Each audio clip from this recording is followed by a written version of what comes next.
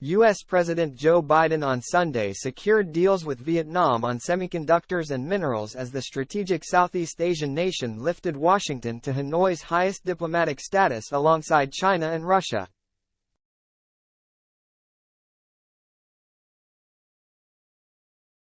The U.S. has been pushing for the upgrade for months as it sees the manufacturing dynamo as a key country in its strategy to secure global supply chains from China-related risks.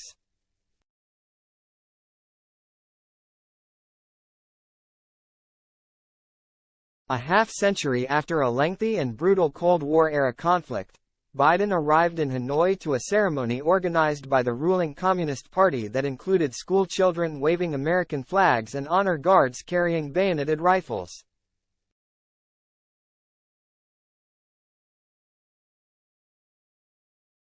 Biden noted the strides that had been taken toward improved ties.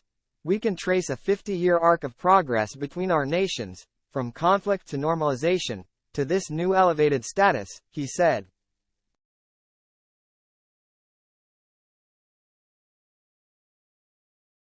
The partnership with Vietnam is part of the Biden administration's push to demonstrate to our Indo-Pacific partners and to the world, the United States is a Pacific nation and we're not going anywhere, Biden told reporters after the meeting in Hanoi.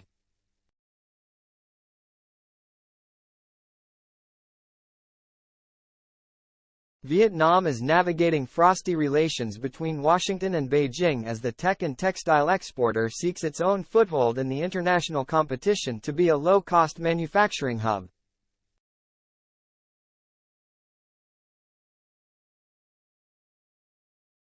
Top Chinese officials, possibly including President Xi Jinping, are expected to visit Vietnam in the coming days or weeks, officials and diplomats said, as Hanoi seeks to maintain good relations with all superpowers.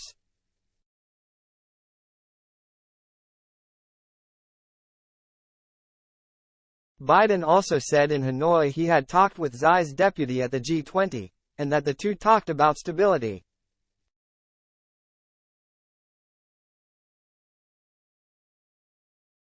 Communist Party General Secretary Nguyen Phu Trong, 79, remarked on the 80-year-old U.S.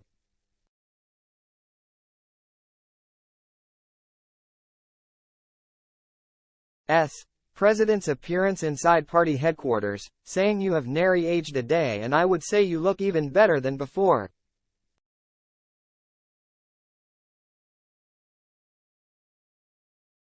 Russian arms talks.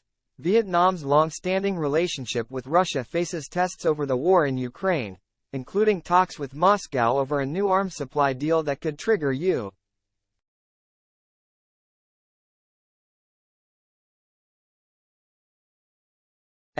sanctions. Reuters has seen documents describing talks for a credit facility that Russia would extend to Vietnam to buy heavy weaponry, including anti-ship missiles, anti-submarine aircraft and helicopters, anti-aircraft missile systems and fighter jets.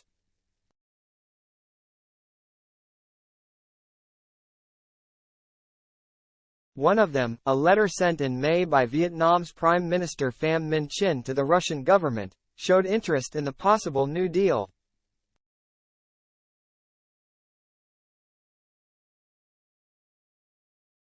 A Vietnamese military officer confirmed the authenticity of the letter and the talks for a new $8 billion credit facility to buy heavy weaponry.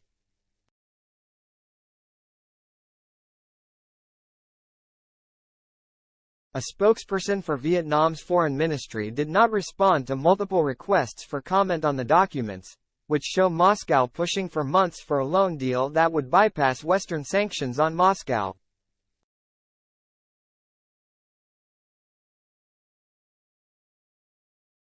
Hanoi is in similar talks with multiple arms suppliers, including the United States.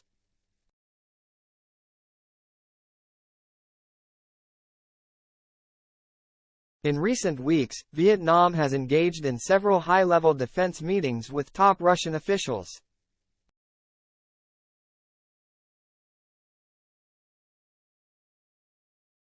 The U.S.-Vietnam upgrade will include a security dimension, John Feiner, the U.S. Principal Deputy National Security Advisor, told reporters on Sunday, while on the plane with Biden to Vietnam from a Group of 20 summit in India.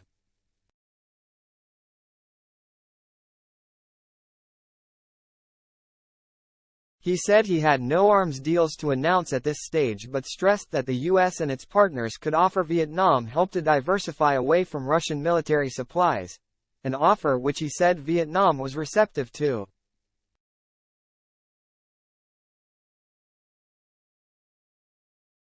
That would help Vietnam reduce military reliance on Moscow, a relationship we think they are increasingly uncomfortable with, Feiner said.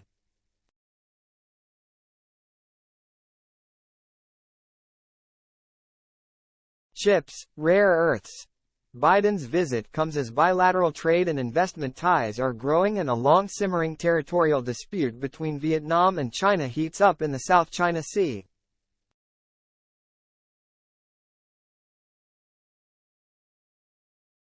Vietnam Airlines, Haven, HM, is expected to sign an initial agreement to buy about 50 Boeing, BA.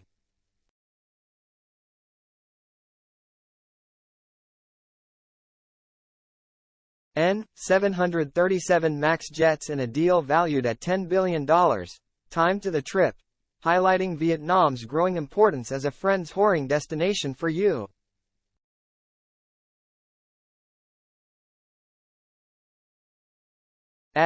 Technology companies, executives from Google, Intel, INTC, Amcor,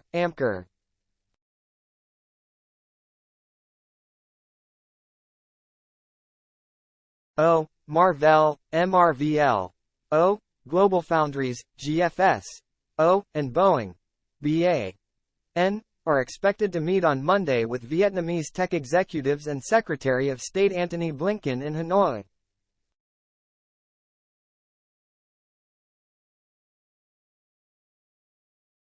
Still, semiconductors are the centerpiece of an action plan adopted during Biden's visit, U.S.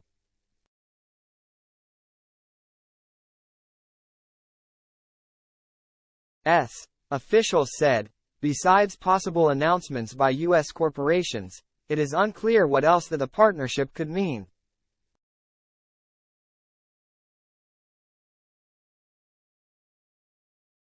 The U.S. government has $100 million a year for 5 years available under the CHIPS Act to support semiconductor supply chains globally.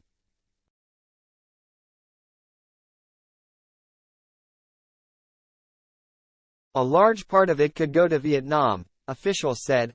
More support to train skilled workers is also part of the deal, as Vietnam faces a major shortage of engineers in the chip sector.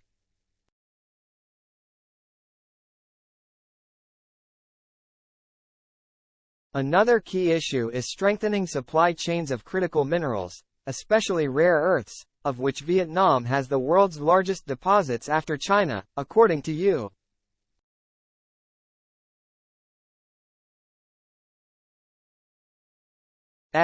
estimates, officials said. Two people familiar with the plan said an agreement on rare earths was expected during Biden's visit, which ends on Monday when he flies back to America.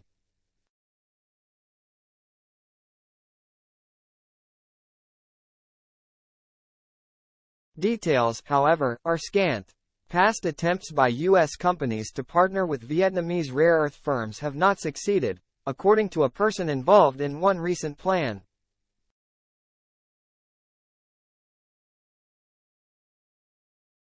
Human rights remain a controversial issue, with U.S. officials regularly criticizing Hanoi for jailing activists and limiting freedom of expression.